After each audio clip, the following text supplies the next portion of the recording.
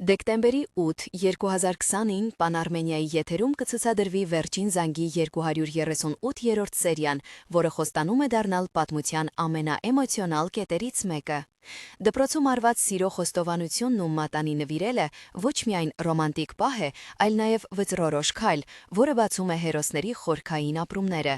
Սերիալը գովասանքի է արժանի իր անկեղծության համար, զգացմունքները ներկայացվում են առանց չափազանցությունների, իսկ յուրաքանչյուր հերոս հանդես է գալիս իր ներքին պայքարով։ Հոր միջամտությունն ու նրա աղջկա ապագայի շուրջ ունեցած պատկերացումները սրում են կոնֆլիկտը։ Աղջիկը կանգնում է իր սրտի ու ընտանիքական ճնշման միջև։ Արդյոք պետք է հետևել սիրուն եւ վտանգել հավասարակշռությունը, թե հնազանդվել ծնողների ընտրությանը։